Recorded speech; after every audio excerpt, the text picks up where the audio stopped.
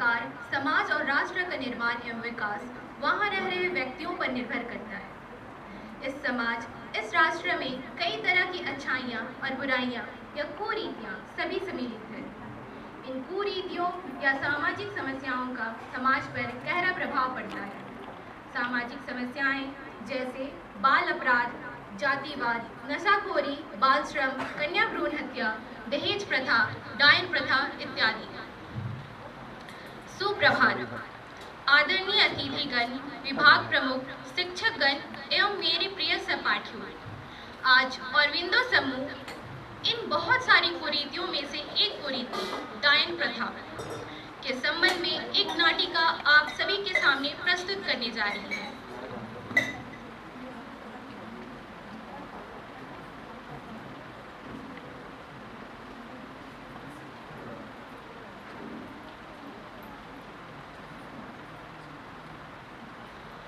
फतेहपुर नाम का एक गांव संगम नदी के किनारे बसा है। यह गांव अपनी हरियाली के लिए मशहूर है। इसी गांव में एक सुंदर शादीशुदा जोड़ा रमेश और सुधा अपनी बेटी ज्योति के साथ में रहते हैं। इनका गुजर बसर कृषि पर निर्भर है। अचानक रमेश के घर से सुधा की दर्द भरी कहानी की आवाज आई।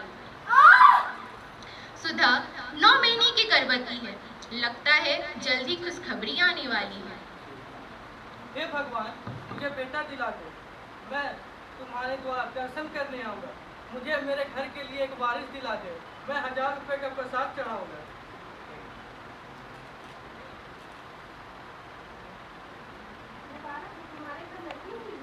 लड़की एक तो थी ही, एक और मुझे नहीं चाहिए बेटी। इसकी पढ़ाई का खर्च कौन उठाएगा? इसकी शादी का खर्च कौन उठाएगा? मैं नहीं करने वाला ये सब।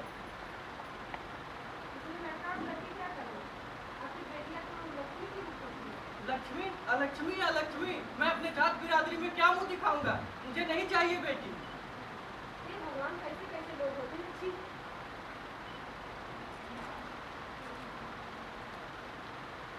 बाबा बाबा, मेरी बहन आई है। जा अपनी माँ के पास। एक तो थी ही, एक और लेके आ गई। हाँ तो मार देते जैसे औरों को मारा है वैसे इसे भी मार देते। ला तब नहीं सब मार देता हूँ। मेरी बच्ची शूना भी। इनकी पढ़ाई लिखाई का खर्चा मैं उठाऊंगी। मैं इन्हें अच्छा इंसान बनाऊंगी और मैं ही इनका विवाह करवाऊंगी। आज से तुम और तुम्हारी बेटियों से मेरा कोई रिश्ता नहीं। मैं जा रहा हूँ। हाँ तो जाओ और कभी मत आना मेरे और मेरी बेटियों के पास। माँ दुर्गा की पूजा करके भक्त बड़े कहलाते हो। कहाँ गई वो भक्ति जब बेटी को मार गिराते हो। कलियां जो तोड़ी तुमने, फूल कहाँ से लाओगे? बेटी को मार कर बहू कहाँ तुम पाओगे? सुधा और रमेश के अलग होने के बाद सुधा ने बड़ी मुश्किलों से, संघर्षों से अपनी दोनों बेटियों को पढ़ाया लिखाया और उनका पालन पोषण किया।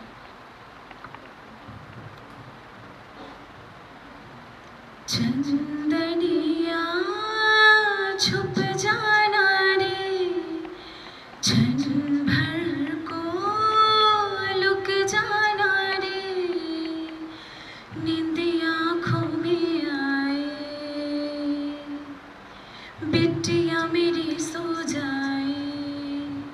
हाँ, नींद आँखों में आए, बिटिया मेरी सो जाए। लेके गोद में सुलाऊं, गाऊं रात भर सुनाऊं मैं लोरी लोरी।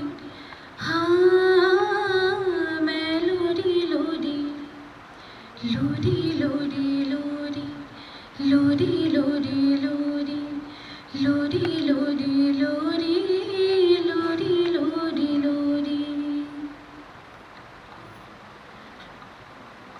सुधा और रमेश को अलग हुए कई साल बीत चुके हैं।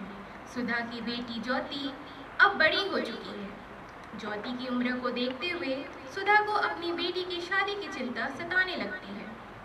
एक दिन सुबह जब ज्योति स्कूल के लिए निकल जाती है, तभी घर पर उसकी मौसी आ जाती है और सुधा को एक खुशखबरी सुनाती है। दीदी कहाँ हो? क्या हुआ? क्यों चिल्ला रही हो? ये लो मुंह मीठा करो। किस खुशी में? हो गया? ज्योति के लिए एक बड़ा ही सुंदर रिश्ता आया है। अरे वाह, लड़का कैसा है और क्या करता है?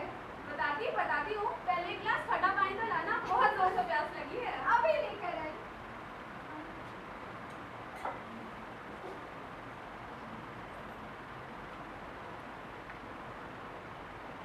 लड़का अपने ही पास के गांव रामपुर का है और वहीं के कपड़े की फैक्ट्री में नौकरी करता है। अरे वाह, और परिवार कैसा है? लोग कैसे हैं? परिवार में केवल 4 सदस्य हैं, माँ, बाबा और एक बहन। और लड़का इकलौता है और जमीन जायदाद भी ठीक ठाक है। अरे वाह बहन, क्या खुशखबरी सुनाई है। आज मैं बहुत खुश हूँ। ज्योति को आने दो, उससे बात करते हैं। अपनी हैसियत की तुलना में ऊंची हैसियत के लड़के का रिश्ता आता देख सुधा की आंखें खुशी से चमक उठती हैं और वह रिश्ते की बात को आगे बढ़ाने के लिए तैयार हो जाती है। उसी शाम जब ज्योति स्कूल से वापस घर लौटती है तो उसकी आंखों में भी खुशी झलकती है।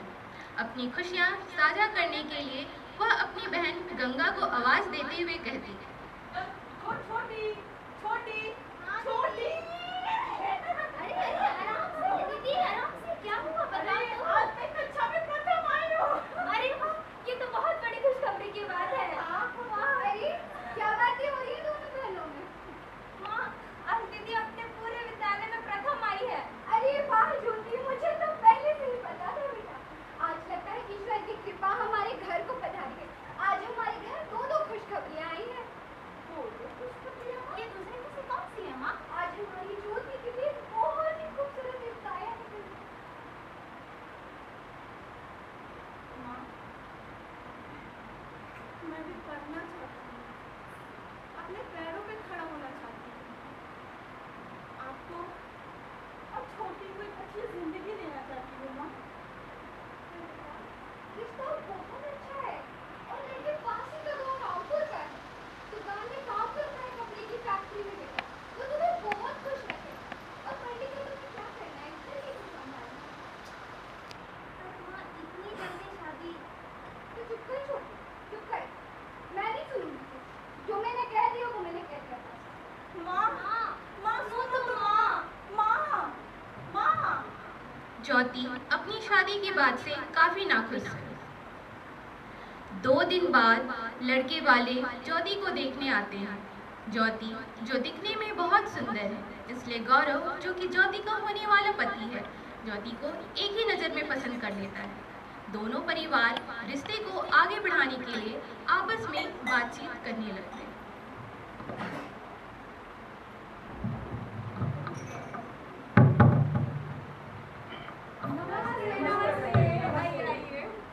नमस्ते बहन जी, नमस्ते भाई साहब, नमस्ते बेटा। आइए बैठिए।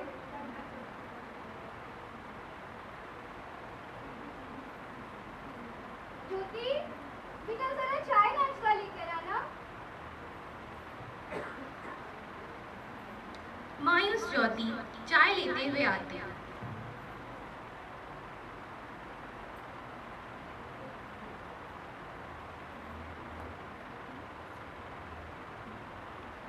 गौरव के माँ बाबा के पैर छूती खुश रहो बेटा, खुश रहो, खुश रहो। और वापस अंदर चली जाती। देखिए बहन जी, हमें तो लड़की बहुत पसंद है, पर हमने अपने बेटे को बहुत लाड प्यार से पाला है। इसकी पढ़ाई में भी काफी खर्चा हुआ है हमारा, इसीलिए शादी के लिए हमारी कुछ शर्तें भी हैं। शर्तें? कैसी शर्तें?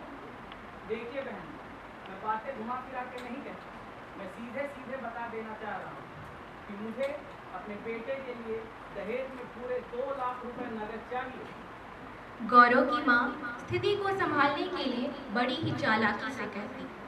देखिए बहन जी, पैसा हम अपने लिए कहाँ ले रहे हैं, वो तो गौरव और ज्योति के भविष्य के लिए ही तो है। उन्हीं का भविष्य सुधर जाएगा उन पैसों से। दहेज की बातें सुनकर सुधा और उसकी बहन एक दूसरे को चिंतित भाव से देखते हैं। कुछ देर सोच विचार करने के बाद सुधा कहती है, ठीक है बहन, हमें आपका ये रिश्ता मंजूर है। तो फिर रिश्ता पक्का समझ लो। जी जी बिल्कुल। नमस्ते। नमस्ते। ज्योति, मिठाई लेके आना।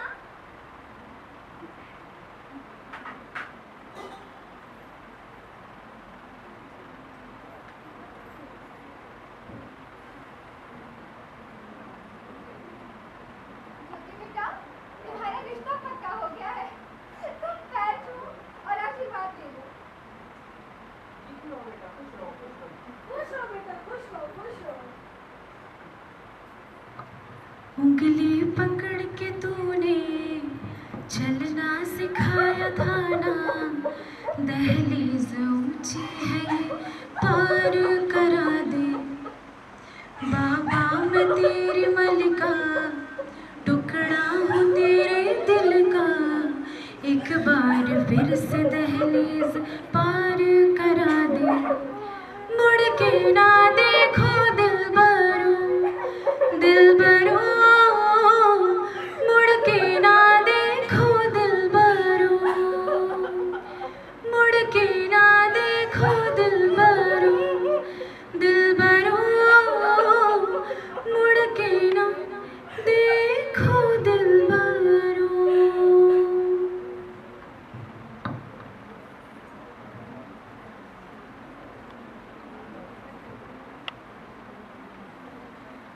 ज्योति और गौरव की शादी हो चुकी है। उनकी शादी को अब 8 महीने बीत चुके हैं। ज्योति 6 महीने की गर्भवती भी है और अकेले घर का सारा काम भी संभालती है। इसकी वजह से ज्योति की तबीयत थोड़ी खराब से रहने लगती है।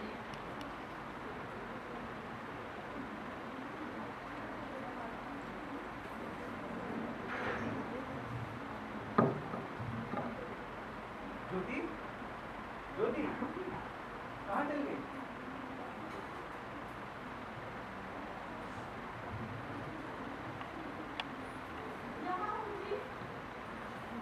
मैं कब से कह रहा हूँ आराम किया करो, तो फिर बच्ची कहाँ हो?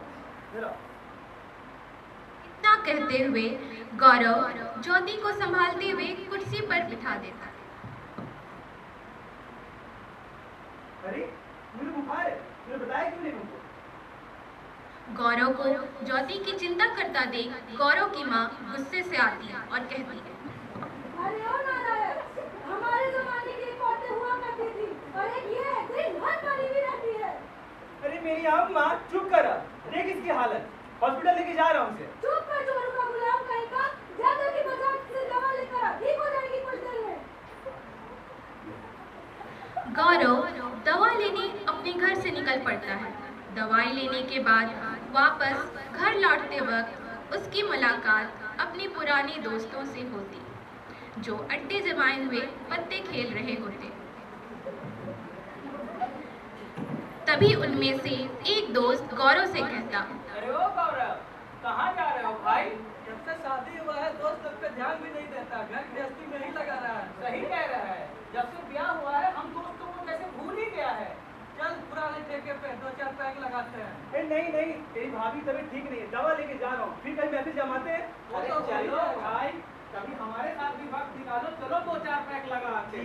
ठीक है, दोस्तों का कैसे कहा सकता हूँ मैं।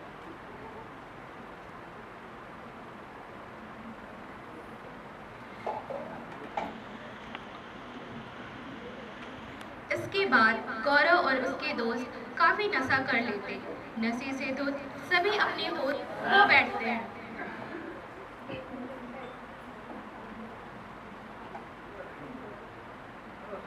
शराब भी क्या चीज होती है। गाड़ी तेरा भाई चलाएगा।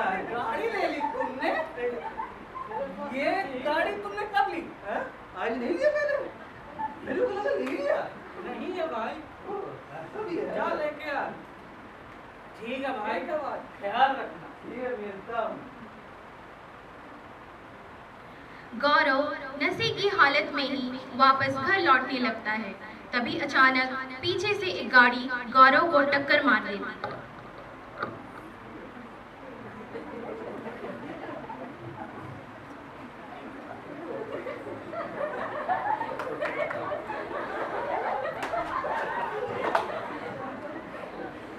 नशे से धुत गौरव सड़क पर बेसुध पड़ा हुआ है। काफी खून बह जाने के कारण गौरव की मौत वहीं सड़क पर हो जाती है।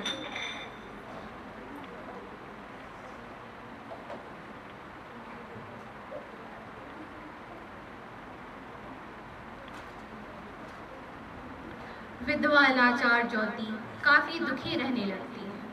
कुछ समय बाद उसके बच्चे का जन्म होता। बेचारी ज्योति, उससे उसके बच्चे की भी खुशी छीन ली जाती है, क्योंकि जन्म के कुछ दिनों बाद ही बच्चे की भी मृत्यु हो जाती है।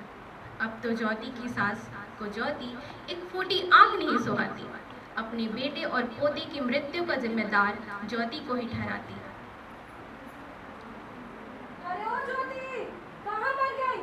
क्या दिन भर मुंह लटका के पड़ी हुई रहती है? ये ले झोला, जा जाके सब्जी मंडी। अरे कल ताजी सब्जियां लेकर आना। अगर सब्जियां खराब हुई तो देख लेना। जा सब्जी मंडी। ज्योति की सास उसे प्रताड़ित करना भी शुरू कर दिया। बेचारी ज्योति एक अकेली जान जिससे उसकी सारी खुशियां छीन ली गई, कितना कुछ सहे। उदास ज्योति बाजार से वापस लौट रही होती, तभी उसे गांव की कुछ औरतों की फुसफुसाहट सुनाई दी। अरे ओ ताई, ताई, देखो तो इस निर्लज्ज को, अपने पति को खा गई, बेशरम कहीं की। अरे सुनो, धीरे सुनो, तो हमें भी रखा जाए। ये क्या बोल रही हो ताई? ऐसा भी होता है क्या? हाँ हाँ, डायन है, डायन। देखो तो कैसे मटक मटक के चल रही है, बेशरम अपने पति को, बच्चे को भी खा गई है अपना। डायन है ये, डायन। यह सुनकर ज्योति रोते हुए अपने घर की तरफ भागती है। अरे ओ ज्योति, कहाँ है सारी सब्जियां? डायन कहीं की, मेरे बेटे और मेरे पोते दोनों को खा गई है तू। डायन कहीं की। क्या देखो, गांव वाले भी इकट्ठा हो जाते। डायन है तू, डायन। ऐसे ही रोती रहे तू। अरे ओ ताई, क्या कर रही हो? क्या हो रहा है यहाँ? ये औरत मेरे बेटे और मेरे पोते दोनों को खा गई है। डायन है ये, डायन है। डायन है। मारो इसे, मारो इसे, मारो इसे। पत्थर मारो इसे। मारो इसे। मारो पत्थर मारो इसे। मारो इसे।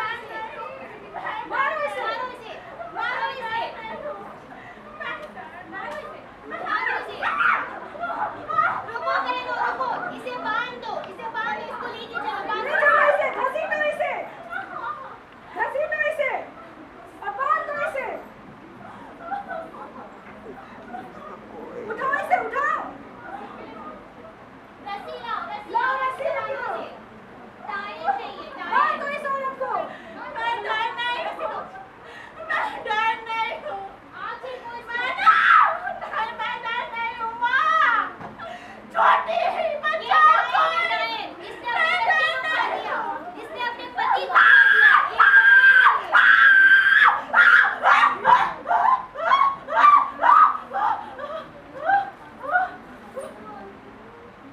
अपनी माँ की जान थी वो, अपने पिता की अभिमान थी वो, जला दिया जिन हजारों को डायन नाम लेकर, और कोई नहीं इंसान थी वो। मोरी चिड़ैया, मेरी चिड़ैया, अंगना में फिर आ जा रे। मोरी चिड़ैया, नन्ही सी चिड़ैया, अंगना में फिर आ जा रे। अंधियारा है घना और लहू से सना, किरणों के तिनके अंबर से चुन के, अंगना में फिर आ जा रे। मोरी चिड़ैया, नन्ही सी चिड़ैया, अंगना में फिर आ जा रे। ज्योति की मौत की खबर उसकी माँ, बहन और मौसी तक पहुँच चुकी है। ज्योति की मौत की खबर सुनकर गंगा को बड़ा झटका लगता है। सुधा, मौसी और गंगा जल्दी में ज्योति के ससुराल पहुँचते हैं।